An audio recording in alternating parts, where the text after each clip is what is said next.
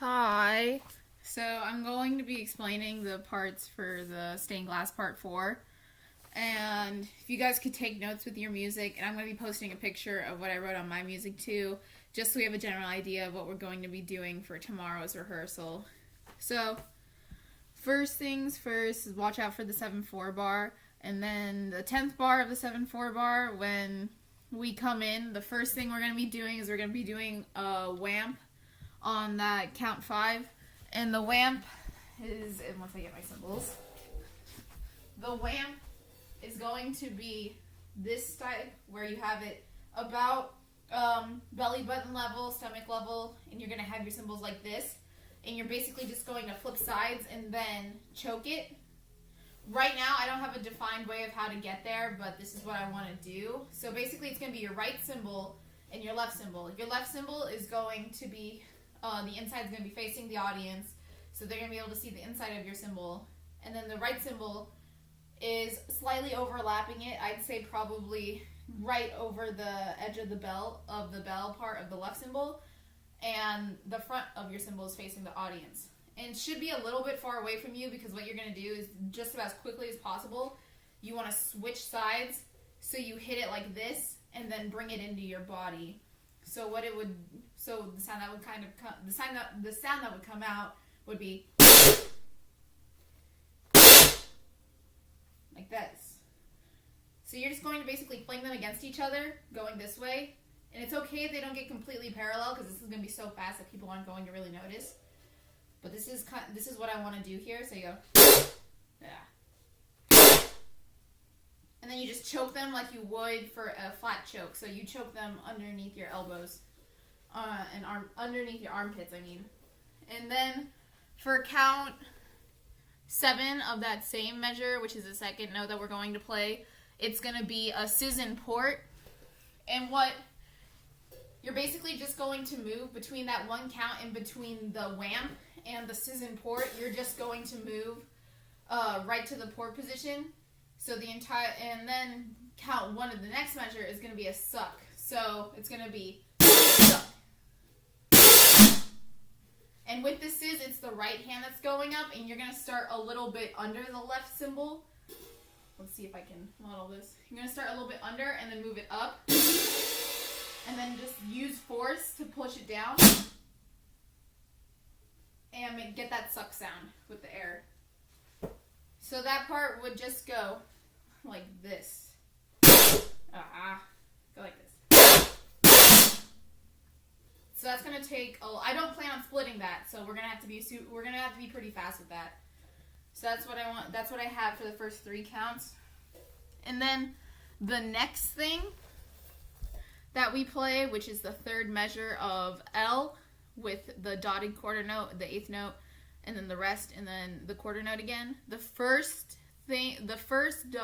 dotted quarter note, I want to be a sizz in flat. And again, I'm not really establishing how we're going to get to any of these positions right now. I'm just going to tell you what they are. So the dotted quarter note is a sizz in flat position. And for all the sizzes, the right hand is going to be above the left hand unless I say otherwise. And I'll make sure to say that every time I say a sizz, just as a reminder. And then that 8th note is going to be a slam in flat. And in case we haven't gone over slams in a while, or I can't remember if we've gone over them at all, so I'll explain what they are. It's just a different way to cut off the sizz sound. So when you're sizzing, you just push your cymbals together and it cuts the sound off. So you can go, and it gives it a little extra oomph at the beginning of it. And so that's what a slam is, and that cutoff of the sizz sound is going to happen on that eighth beat. And then you have the 1 beat of rest, and then we're going to do another slam in that same measure for the quarter note. And for that, you're just going to sizz, slam, immediately separate your cymbals, and then slam on the beat again. So let's just go.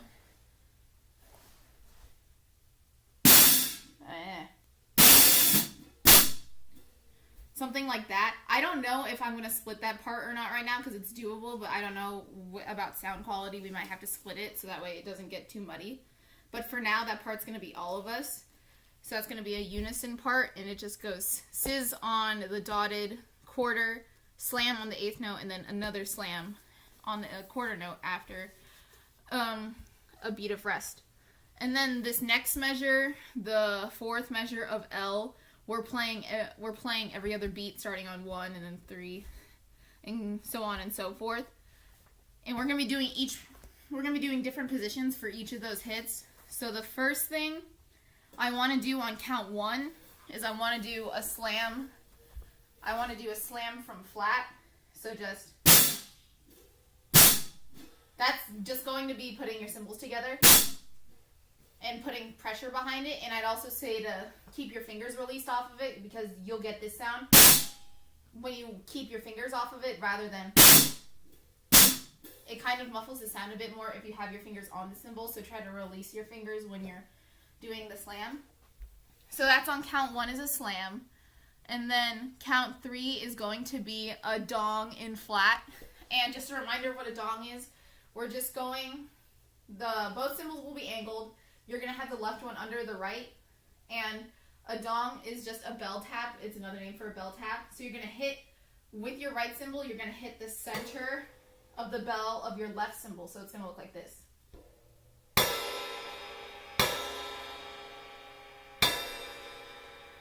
That. So you want to be hitting like right across where the knot area is right here. You want to be hitting that area.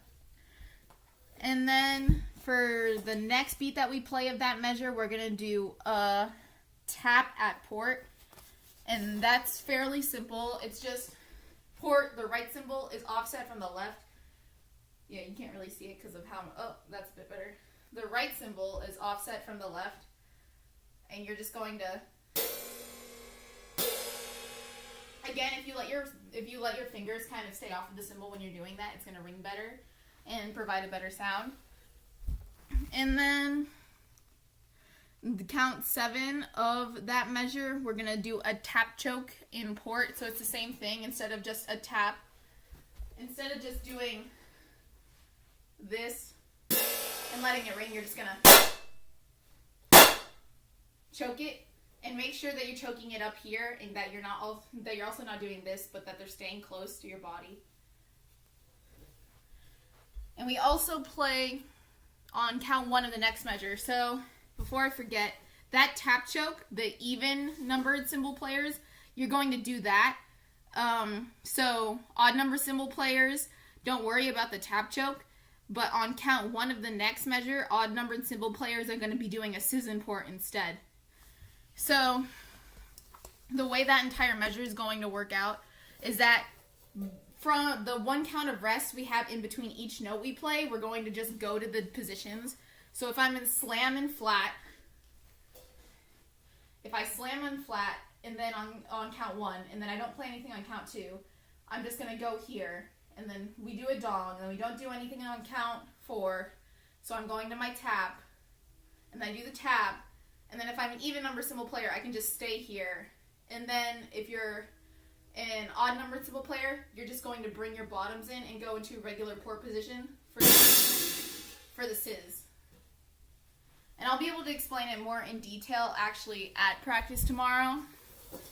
But it's going to be fairly fast because it's at 180. So it's just going to be like slam, move, dong, move, tap, choke. Or it's going to be slam, move, dong, move, tap, move, stop, sizz. So people with the odds, remember that you're not playing the tap choke. And then evens, remember that you're not doing this is on count 1. So the next thing is we go into a 4/4. And we have the second measure into the 4/4. This part is also going to be split through the second and third measures of the 4/4. We're going to be split between evens and odds. We're probably going to have to change it because of drill. So that's why I'm making a video explaining both parts, so that way we can just have both parts ready. But for now, we're just gonna split it between even and odd cymbal players. So evens, you're starting out. The dotted quarter note is going to be a sizz that goes from flat. So you're starting this is in flat. and then you're going to go to port. So you're just going to go sizz, stop, sizz, stop, sizz, stop. It's just moving your cymbals up to the other position. Nothing really fancy. And then on that 8th note, even numbered cymbal players, you're going to do a suck. And as you do that suck, you're going to go from flat to port. This is kind of an experimental thing, so it doesn't mean like doing the suck as you're moving from flat to port. It might just be the suck and then move. So that would be how I would describe it, is that you're going to do the suck in flat. And I don't know if we've actually ever gone over how to do sucks in flat, so I'll show you how to do it really fast. What you're going to basically do is that your right cymbal is offset again, but this is actually going to be, it's going to be lower than your left, and you're going to bring your right into your left and go like that. I'll demonstrate from this side too.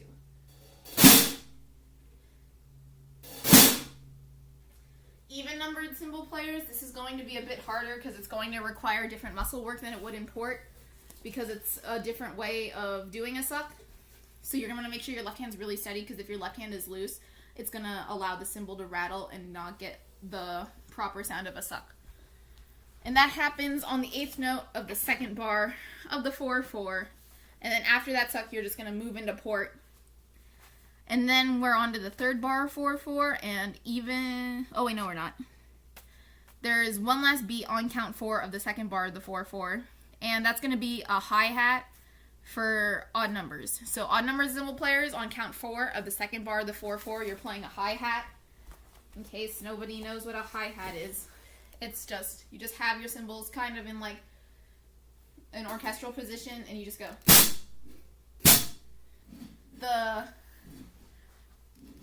The backs of your cymbals are like, you can either go like this or you can go like this. I think for right now,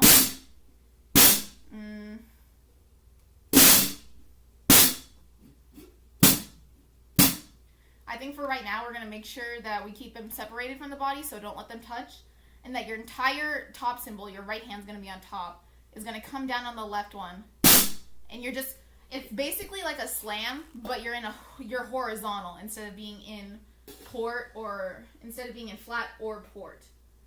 So it's like doing a slam, but your cymbals are completely horizontal. Yeah. So that's what you're doing on count 4 of the 2nd measure that we're in 4/4. And now we're on to the 3rd measure. And so on the and of 1, even numbered cymbal players, you're going to be doing a slam in port.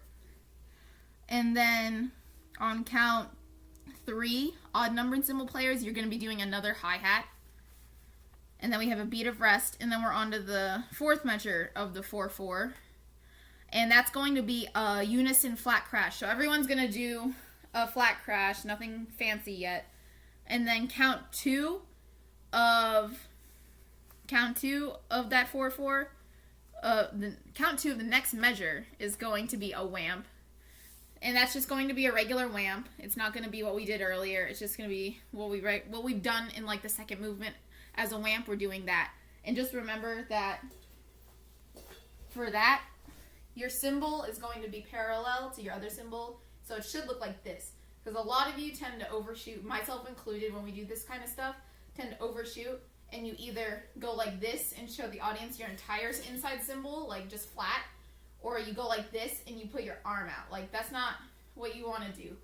You want to keep it at like a nice like triangle between your head and your elbows and your arms, and you just want to rotate your wrist so that it's parallel with your cymbal that's going to be there, and then just wham.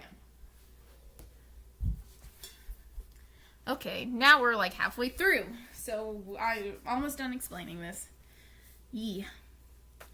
So then we have 9 measures of rest, and next time we play, it's again going to be split, and it's going to start off with the odds. Odd number cymbal players, you're going to be doing a crash choke from flat on count 3. And then even numbered cymbal players, you're doing a regular flat crash on count 4 of the same measure.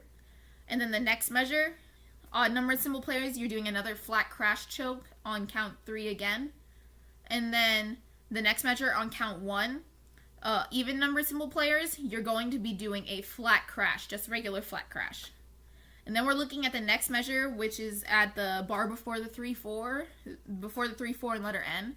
So bar before letter N, everybody, this is going to be unison. It's going to be a sizz that goes from port to flat. And keep in mind that this is really quiet, so we need to make sure that we have good quality sizzes so it doesn't stick out. And we also need to make sure that we're not putting too much force behind these sizzes. So we can't just slam our cymbals together. We need to be very light and delicate with it while still getting a good sound quality. And that's just going to look like port to flat as you sizz. It's just going to come down. So now we're at letter N, and we rest for 2 bars, and then on the 3rd bar, this is going to be some more split stuff. It starts off with odds. The first dotted quarter note, you're going to do a sizz and port odd numbered cymbal players, and then on the second dotted quarter note, the even numbered cymbal players are going to join you. So we're all going to be playing that second dotted quarter note. And then the next bar for those 3 counts, even numbered cymbal players, you're going to be playing port sizzes. Yeah, you're going to be, the 3 of you are going to be doing port sizzes. In odd numbered cymbal players, you're not doing that final note before the 4-4 bar. You're not doing that 3 counts, because what you're going to be doing is on that half note of the 4-4 bar, you're going to be doing a port crash, and then that second half note of that measure, even numbered cymbal players, you're going to be doing a port crash as well. And then following that measure on count 1, odd numbered cymbal players, you're going to have a port sizz, and it's just going to stay in ports. And then even numbered cymbal players on count 2, you're going to have a suck from port.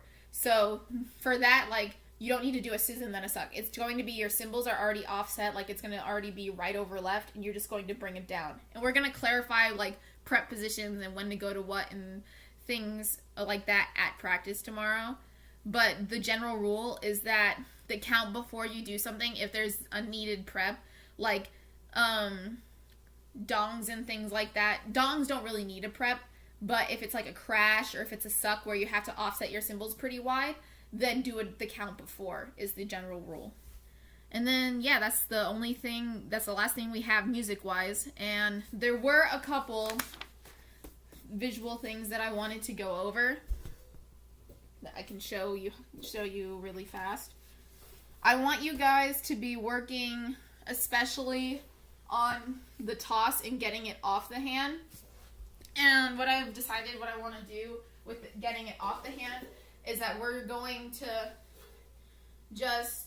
either going to start from set position or unloaded in tabletop. So it's already just on my wrist. And we're just going to do the bucket dip and kind of popping it off the hand. We're doing what Gabe showed us when he was here, because I like that, and it's a lot quicker and it gives us a lot more room to add other things. So I want you guys to be practicing it both from unloaded tabletop and then from just general set position. Oh goodness. Like that. And then I want you guys to just be working on the actual toss and just getting that really smooth. And just working on making this really natural. Let's see if I can make this natural. There we go. And then the other thing I wanted you guys to work on was, I haven't figured out a way, we could do this several ways, getting it off the hand, but I want you guys to work on the consistency and like quickness of how you can hold your cymbal like this, so the outside, the front of your cymbal is going to be facing away from you. It's going to be facing away, and the inside is going to be the one that's facing into the rest of your body. And I want you guys to kind of work on and figure out how you can hold it from the top like this, toss it up, catch it from the bottom, and then let it drop so that the outside of the cymbal, the front of it, is now facing the other side than it was before. So if we're looking at it from this angle, I want you guys to work on doing this. And I'll see if I can do this slow. Toss it up. Your hand doesn't have to move too far from it, and you just catch it at the bottom, and then you let it fall to your inside, so not away from you, but towards the other side of your body, and you still hold on to it. And I want you guys to work on doing this in a continuous motion, specifically with your right hand, because most of us are right-handed, so this will be easier. So just working on how to do that, because I want to see if we can add that in there somewhere, because I think it's another really cool visual that could be really easily implemented if we work on it. And then, oh, the other thing, there's one other visual. I don't know if we're going to add it in, but it's also another way to get things to do. This is going to please Andy a lot, but it's a way to do thumb stuff. So what I want you guys to work on, this is going to have to do with more bucket dips, is I want you guys to work on with the right hand doing a bucket dip. So for right now, just work on doing it from unloaded tabletop, because this is going to be easier. I want you guys to work on doing a bucket dip and then getting it on the thumb so that it ends up, oh, my background is too dark. So that way it ends up just on the thumb, back in tabletop. With the leather straps and how tight they are, this is going to be a little bit uncomfortable, but we're not going to be in this position for long if we do and add it into the show. And I'm going to do my bless Owen the Saints. I'm going to do my best right now to explain to you how to get it onto the thumb from a bucket dip. Right after I turn on lights, because it's steadily getting darker. That didn't really help, but okay. It helped with the right side of the screen. So if we're looking at it from tabletop, and you already, like, it's already just off of your thumb, and it's only hanging on your wrist at this point, and it's only here like this. You're going to do is you're going to do a bucket dip, and when you're going to come back up from the bucket dip, you're going to want to be grabbing the strap like this. So I don't know if I can see, like, here's my thumb, and when it's coming up like this, you want to be grabbing the strap, and what happens is you want to let go of the strap with your fingers and then slide your thumb in. I'm going to be able to show this a lot more in detail at practice tomorrow, and I probably will show some of you guys that kind of stick around before practice, just so we can kind of start working on it. But it will allow us to do a lot of different visuals that I think would be really cool.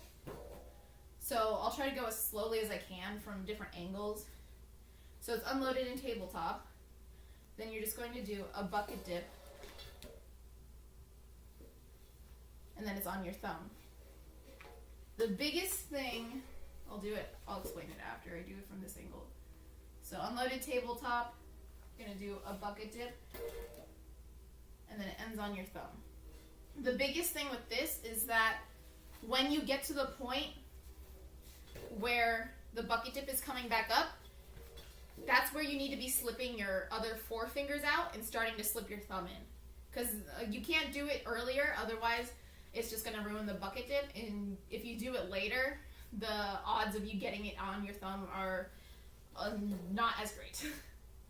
So right at this climax point right here where I'm bringing my elbow up and it's starting to swing back around is when I want to, the position that I have my cymbal in right now, which would be like more somewhat of a grab position, it's when I want to basically take my fingers out and take my four fingers out and then slip my thumb in. Because what's happening before this is that my thumb isn't in the strap at all. It's just doing its own thing. I basically slip the thumb out, and then I leave the other fingers in, and then I slip the fingers in while at the same time putting the thumb back in. And I can explain this and show it to you and help you guys with it a lot more tomorrow, but I just wanted to make sure that you guys were thinking about that. And so that's pretty much everything. So see you guys soon. Thank you.